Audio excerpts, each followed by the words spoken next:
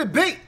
With me, your man, Louie T. Welcome to Crumbs on the Run, 5th round of the 2018 NFL Draft. Your man, Louie T, is on the move today, not in front of the television watching the draft unfold, but as I've mentioned before, day 3 of the draft, just as important as day 2 or number 1. You're building the foundation and the meat and potatoes of your football team. So the players that you get in these rounds are going to be instrumental in filling out your roster and also helping you on special teams as well. So don't discount what happens in day 3 of the draft. We're talking about the 5th round now and some big names coming off the board in the 5th round. So let's look at some of the most notable selections in the 5th round, some of the tidbits, if you will, or the crumbs that have been dropped in the 5th round here as I give you some of the crumbs on the run of the 5th round.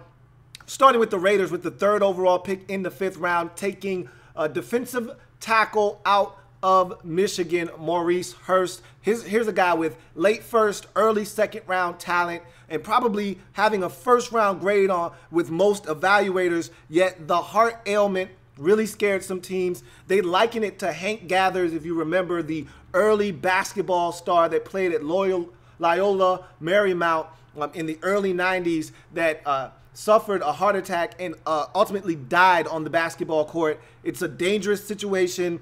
Teams don't want to be a part of that, and so he fell all the way to the 5th round. Someone was going to draft him. It wasn't a matter of if, it was a matter of when. The Raiders pulled the trigger, and everyone's pulling for this guy to be okay and to be able to have a prosperous career. We'll see if the Raiders get a steal or if this doesn't actually pan out for them and he's not able to play football for this Raiders football team, but we'll see what happens there. But the very next pick, a guy that I thought should have been off the board in day number 2 of the draft, Shaquem Griffin, who signed a contract with Nike on day 2 of the draft, but still didn't get drafted till day 3 of the draft, is reunited with his brother, Shaq Griffin, in Seattle as he is selected by the Seattle Seahawks. I love this move. I talked about it on the day 2 draft party that wouldn't it be ironic, wouldn't it be a great landing destination, wouldn't it be a great story if he were able to be selected by the Seattle Seahawks and reunited with his brother? And here we are.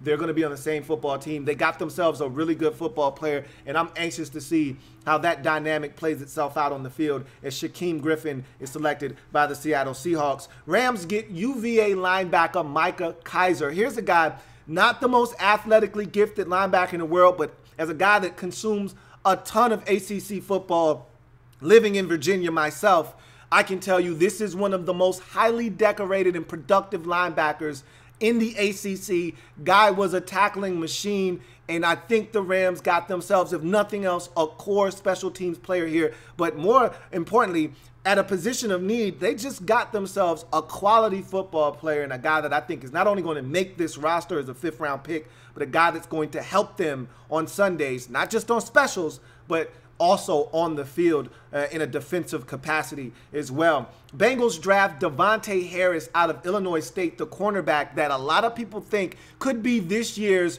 Dick Sherman, this year's Josh Norman, a late round draft pick that comes in, wows everybody, takes the league by storm, and is one of the better corners after being drafted later on in the draft. He's got length, he's got speed, he had himself a hell of a combine, and I look at Devontae Harris as a guy that could potentially make some noise with the Cincinnati Bengals. Lions continue to revamp in the trenches. Remember, they drafted Alabama defensive tackle Deshaun Hand. Now they're going to the opposite side of the football and getting Oregon offensive lineman Tyrell Crosby, a guy that a lot of people thought would go earlier than the 5th round. This is actually good value for the Lions in the 5th round with Tyrell Crosby. This is a guy that I think is going to be able to help them up front, whether it's in a starting capacity or as one of their critical, crucial backups. He's going to come in and compete for some playing time and snaps at either the guard or tackle position, most likely at guard.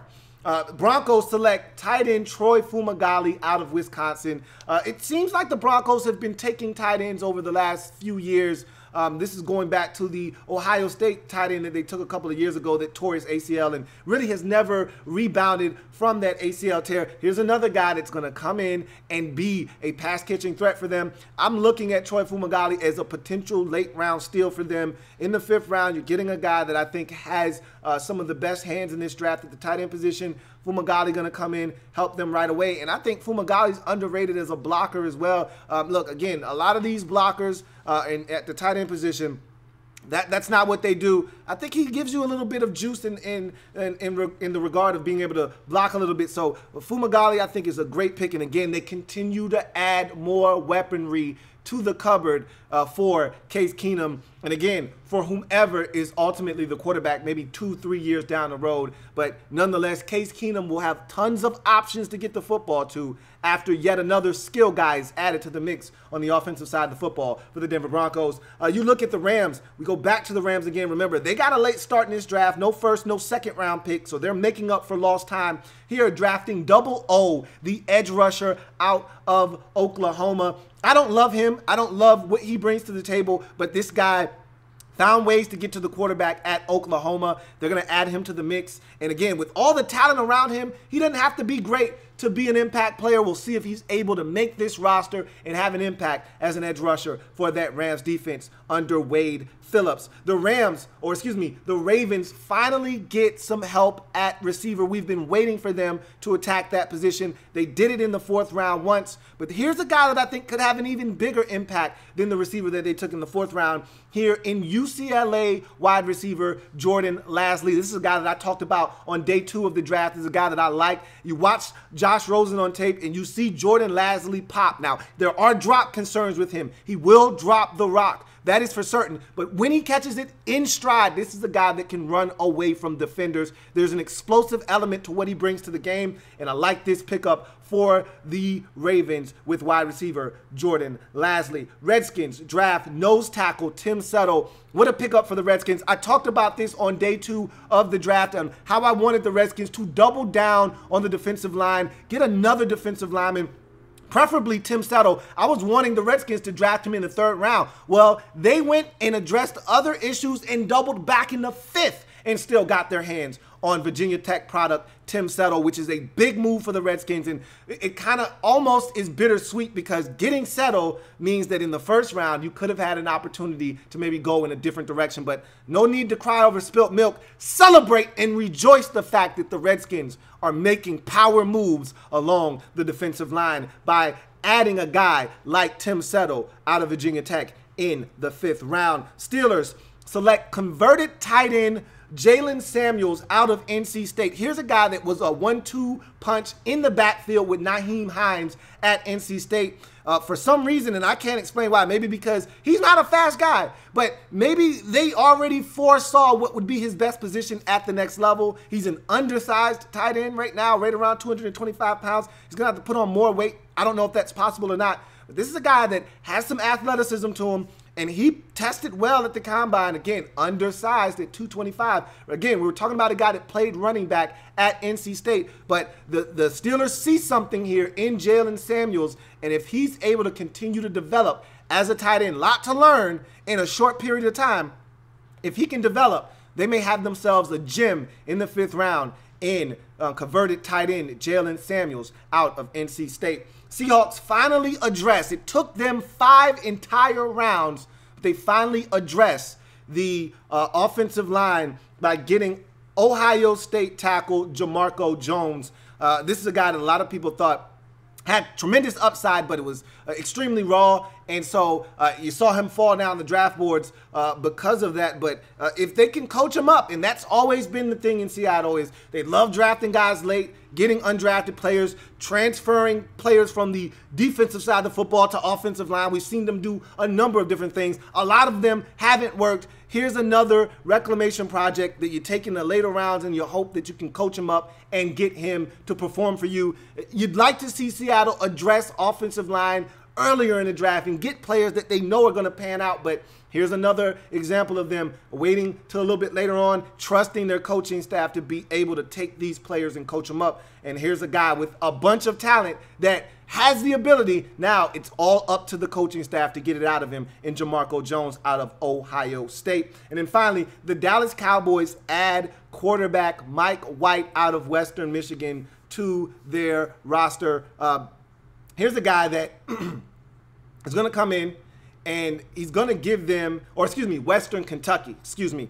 Here's a guy that's going to come in and he's going to be a backup. And this is the funny thing. The Cowboys have lacked any type of stability, any type of quality at the backup quarterback position for quite some time. So, and this goes back to Kellen Moore as their quarterback. It's been bad. It's been rough for them. And we always said if their starting quarterback gets injured, they're in trouble. And when Romo went down, we saw the mess that was created. When you looked at their situation and you said, if anything were to happen to Dak Prescott, they are in a ton of trouble. Now, with a guy like Mike White on the roster, all of those questions can be put to bed. They've got a quality backup quarterback now in Mike White, and some would argue he might actually have the tools to be an NFL starter. I don't think that is the case. Their guy is Dak Prescott, but at least now Dakota can rest easy knowing that if I got to go down for 2 weeks with a sprained ankle and I can't play, we're not going to see the ship literally sink with me out 2 to 4 weeks. We've got a guy in Mike White that can hold it down, give us an opportunity to stay afloat until a guy like Dakota Prescott can get back into the lineup. So that's your 5th round, Crumbs on the run. Some really intriguing picks, some big names coming off the board, and some teams filling some valuable needs in the 5th round. We're not done. More NFL draft to come, 6th and 7th round on the horizon. 6th round is in the midst right now, so we'll come back if I'm able to carve out some time and give you some crumbs on the run for the 6th round. But I'm your man, Louie T, bringing the NFL draft straight to your living room, straight to your mobile device. Remember, we're changing the game over here, period. I'll see you next time. Have a good one.